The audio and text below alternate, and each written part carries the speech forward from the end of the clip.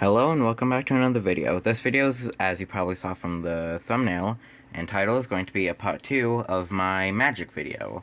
If you want to go watch back on part 1, it would probably be helpful, but it's not exactly required.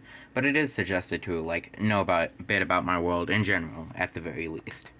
Also, my camera is being very laggy. Like, I could move my phone, and it's going to take, 5 seconds to actually show it, at least for me. So, yeah, the camera angles might be a bit scuffed. But into the video, first off we have potions. And potions are basically what you expect of them. Liquids that do magical stuff. Now, with a lot of this magic, some of it's, intentional, specifically designed by the gods. Like runic magic, those specific symbols only have power because the gods decided those specific symbols have importance and power. And some are more natural, where it's a natural result of magical things. That is what potions are. You basically take magical and even a couple of non-magical ingredients sometimes, though always at least a bit of magical ingredients, and then you mix it up, normally with some heat or some other kind of stuff, depends on the exact potion, and then it does a magical effect based naturally off of what the magical effects do. So it's not exactly destined by the gods for it to happen, it is a result of how magic works. And there's a lot of different ones. Like this is one I came up with called the Vial of Numbness, and basically you don't drink it, because if you drink it you're gonna go in a coma. But if you sniff the vapors, it can basically make you numb. So it's very useful in, hospitals and stuff. Because, kinda hurts to get your leg amputated. And then here is basically, one of the most difficult potions and, powerful, being Ambrosia, the Potion of Immortality. And basically it takes a long time to make, it's really complicated, and it's got a bunch of ingredients. Drinking it gives you, an extended lifespan to, at least 200 years. And then the vapor, don't breathe that in, because that's, immediately deadly. And that's about it for potions. So that's some of the potions I came up with, and that's how it works and stuff. And now next up we have glyphs. So what exactly are glyphs, and how are they different from runes? Well, glyphs, basically, you make, physically out of material. So if I just go over here, as you can see, I have a few materials listed, being, ruby, that would be, made into a powder, pieces of obsidian glass, and gold dust. You basically put that physically on the ground into the shape of this glyph, being the portal of the first hell, and then you need to, touch it and activate it. And basically, once you activate it, the portal to the first hell will open, as that's what the glyph does. But for most glyphs, there is a way that if you touch it, instead of immediately having it activate, you can almost, absorb it into your soul and just hold on to it for when the time is right. Like this glyph, being the first one I came up with, which is travel. And as you can see, when you touch it, or when you activate it from your soul, basically it makes a big circle around you, rises up, and then when it sinks back down, you're not there, and it can teleport you to anywhere you're, very familiar with. You can't just teleport anywhere, but places you're familiar with you can get access to. And then here's a few other ones I made, like Lesson Magic. Basically creates a field around you where magic is significantly weaker. So it's a powerful, blast of, green fire or something, and then it gets smaller once it enters the field, as, an example. And then there's the portal to the first hell, of course, which you've just seen. And now the next two are interesting, because for a long time I debated exactly how they work, and then I came up with a solution, which you'll see in just a moment. So here we have enchantments, so it's an enchanted sword and stuff, and then here's the glyph of enchantments. There's a specific enchantment there's a specific glyph that, allows you to enchant something. So how exactly does that work?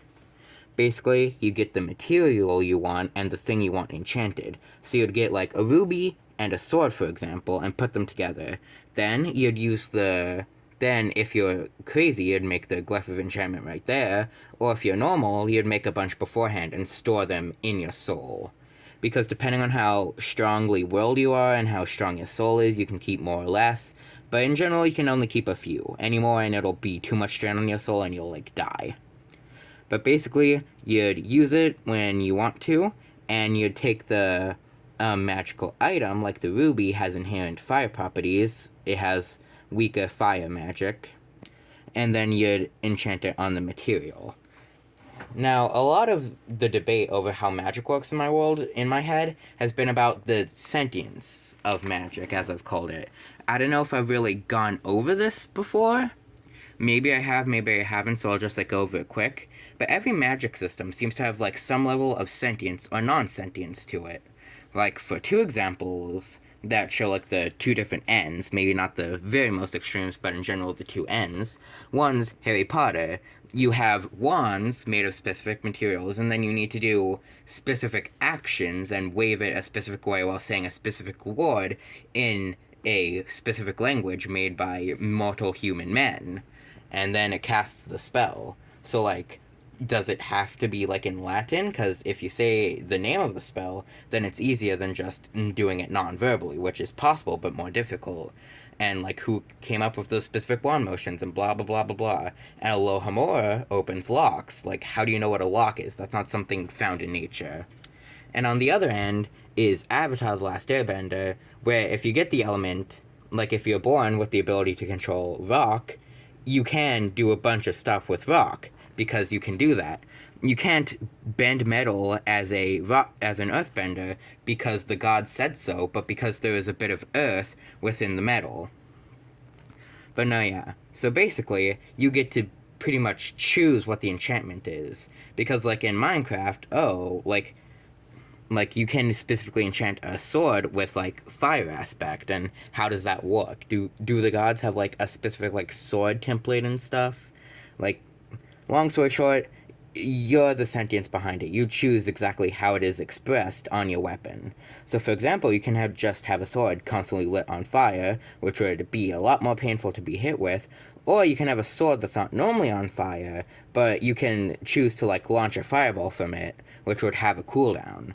And that's only with the lesser fire enchantment, because if you had a greater fire enchantment, then maybe you could do both, or even more, something like that.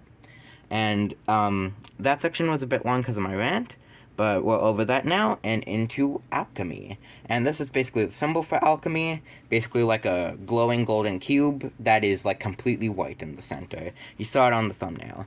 And just like enchantments, alchemy has a glyph for it. And both of these are like relatively complicated ones. As you can see, there's like 5 different circles there, and there's 5 there. Well, that one only has 4, and that's literally teleportation, so this stuff isn't, like, particularly easy or particularly difficult. And I just came up with these right before filming, so I don't know, like, the materials that are in it yet. I'll get more on that in a future date. And basically, with alchemy, at first I was confused. I didn't know if I wanted alchemy and like potions to be different, so I was kind of on the fence about that. But eventually I came up with, hey, potions are a naturally occurring process. It's kind of like chemistry.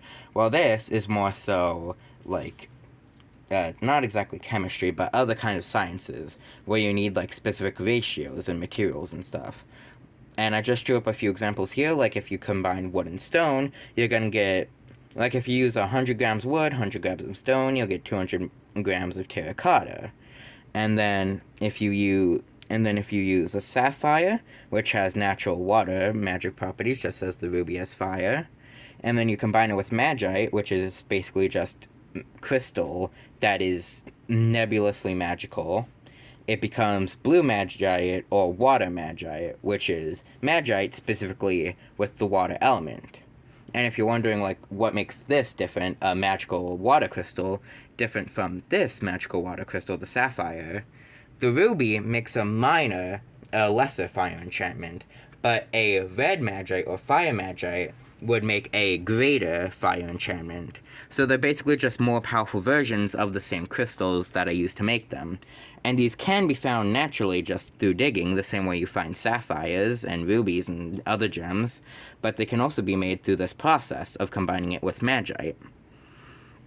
And that's about it. With this, I've gone over basically most of how my magic system works. Part 1 is the biggest and most obvious ways, because those are the 2 that have been biggest throughout history and stuff, and then these 4 are more so like niche, where they're not used as universally. However, they are still quite often used, and basically make up like the lesser but still significant parts of magic.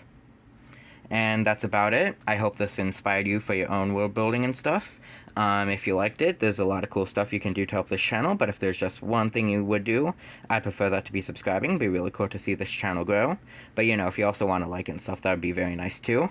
Have a good day, and bye!